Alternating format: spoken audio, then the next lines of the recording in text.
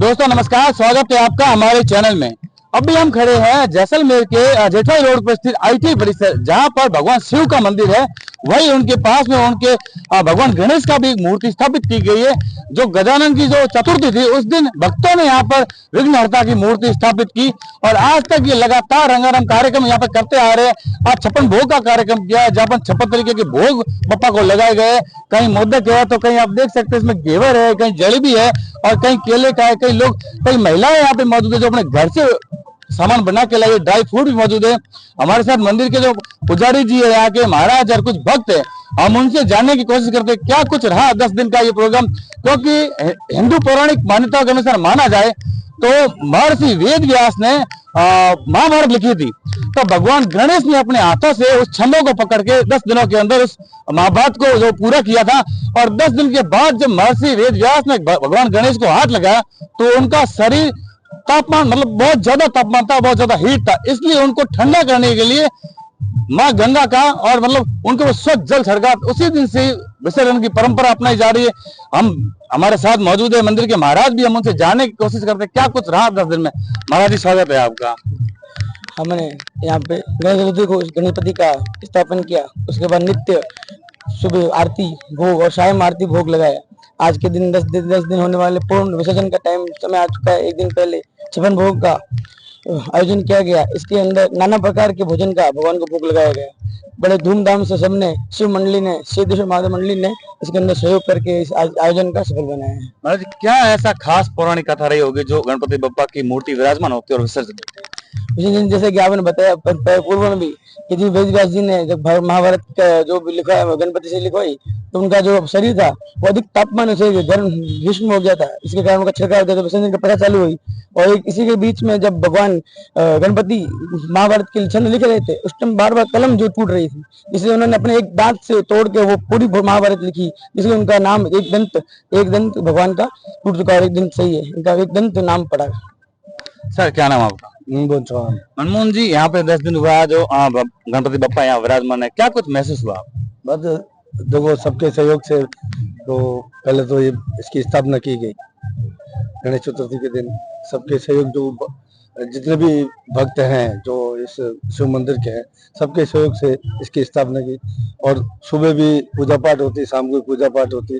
और आज 56 भोग का भी जो आयोजन है वो सबके जो भी भक्त हैं सबके सहयोग से, कोई अपना घर से बना के लाए, कोई बाजार से लाए, इस तरह से 56 भोग का आयोजन किया। 10 दिन यहाँ रहा जो, तो क्या कुछ सुरक्षा की व्यवस्था रही, क्या कुछ वातावरण रहा? नहीं, अच्छा भक्ति का माहौल है। सुरक्षा तो ऐसा कुछ है नहीं, यहाँ पे वातावरण शांत वातावरण है और सभी मिलजुल के यहाँ पे काम कर रहे हैं और भक्तों का भी अच्छा सहयोग है इसमें। भैया क्या कुछ रहा 10 दिन में यहाँ काम? यहाँ पे 10 दिन में बहुत बढ़िया अच्छा माहौल रहा। जैसे कि अभी आपको बताया गया महाराज जी द्वारा और श्री मनमोहन जी द्वारा कि यहाँ पे जितनी भी मंडली है, जो यहाँ मेन मंडली है वो सिद्धेश्वर मंडली के द्वारा है और उसमें सभी भक्तजनों का पूरा सहयोग और योगदान है। और आज जैसे कि आप देख सकते हैं यहाँ पे भव्य 56 भोग का आयोजन है। प्रतिदिन यहाँ पे सुबह और शाम आरती होती थी और जैसे कि आज यहाँ पे आज भजन संध्या भी है। उसके अलावा हर रात्रि को यहाँ पे सिद्धेश्वर की जो मंडली है उसके करीबन 5 से 6 लोग यहाँ पे नित्य रूप से सेवा में रहते थे। रात्रि भर यहाँ पे जग कर ध्यान रखना, पंडाल में जो भी असुविधा या सुविधाएं करानी है वो सबका ध्यान रखा जाता था यहाँ पे। कल विसर्जन बता रहे हैं, कल कुछ क्या खास रहेगा विसर्जन? कल जैसा कि शाम को 4 बजे यहाँ से विसर्जन की प्रथा शुरू होगी, जिसमें कि सभी मंडली वाले यहाँ पे उपस्थित रहेंगे और भव्य रूप से उनका जो कि अगले साल उनको फिर से बुलाया जाएगा, तो उसी तरीके से उनका विसर्जन यहाँ से आगमन किया होगा। तो क्या नाम आप? मोहित। मोहित जी, क्या कुछ रहा 10 दिन आप यहाँ पर थे तो क्या कुछ महसूस किया आप? हमने बहुत अच्छा महसूस किया गणेश जी को। हमको इधर जैसलमेर में, हमारे इधर सिद्धेश्वर महाराज के मंदिर में जैसलमेर में लेके आए। इधर हमने को बहुत धूमधाम से गणेश जी की आरती की गई और इधर हमने बहुत कुछ ऐसे धूमधाम से खेल कूद, जैसे बहुत से गरबे, डांडिया, भजन, कीर्तन, सब कुछ इधर आयोजित किया गया। इधर सभी ने धूमधाम से सभी कार्यक्रम का सहयोग दिया और हमने इधर 56 भोग का भी कार्यक्रम रखा था। इधर सभी ने सहयोग दिया, सभी ने बहुत अच्छे पकवान, स्वादिष्ट मिठाइयाँ वगैरह सब कुछ हमको इधर योगदान दिया।